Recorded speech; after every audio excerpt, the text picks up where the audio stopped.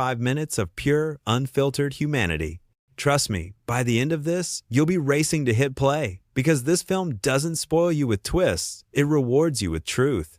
And today, I'm spilling every little detail, from the wild behind-the-scenes magic to the awards that rain down like confetti, all so you can feel why this one's a must-watch.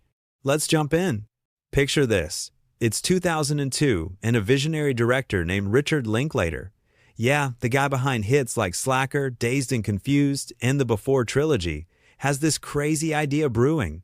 What if he filmed the same story over 12 whole years? Not with actors aging via makeup or CGI tricks, but for real. No fast-forwarding, no shortcuts. Just life, captured raw and real as it happens.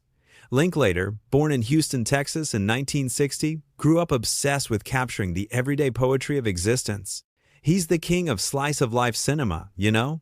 Films that feel like eavesdropping on your neighbor's deepest conversations. And Boyhood? It's his magnum opus, the one where he poured his soul into proving that the small stuff, the scraped knees, the awkward crushes, the family dinners that turn into arguments, that's what shapes us. Why should you care? Because in a world of superhero spectacles, Boyhood reminds us that your own story is the epic one worth telling.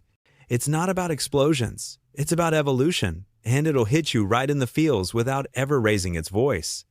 Now, let's talk production, because this is where Boyhood becomes legendary.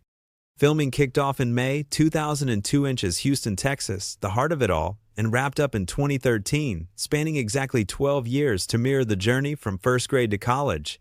Linklater didn't have a full script locked in from day one. Nope, he started with just a loose outline. A boy named Mason, growing up with divorced parents in small-town Texas, hitting those milestone moments like school plays, first loves, and road trips. Each year, he'd review the footage from before, chat with his actors about what life had thrown at them lately, and weave in those real experiences.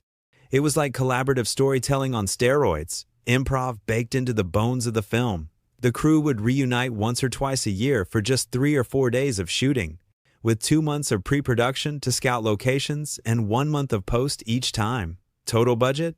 A modest $4 million, thanks to IFC Films ponying up about $200,000 annually. That's chump change for Hollywood, but it fueled a revolution. And get this, because of something called the de Havilland Law. Yeah, that old Hollywood rule capping contracts at 7 years. No one could sign on for the full ride legally.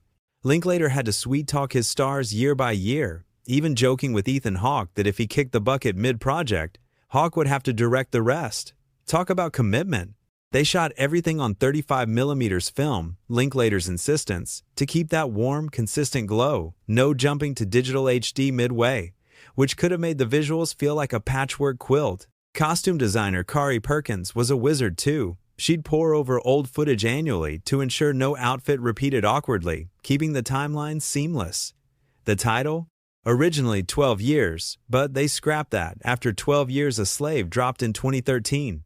Linklater toyed with motherhood or fatherhood for flexibility, but settled on Boyhood. Simple, evocative, perfect. This wasn't rushed assembly line filmmaking. It was a slow-burn love letter to time itself, and that's why it feels so alive. You watch it, and you swear you're right there, aging alongside these folks. Speaking of the cast, oh man,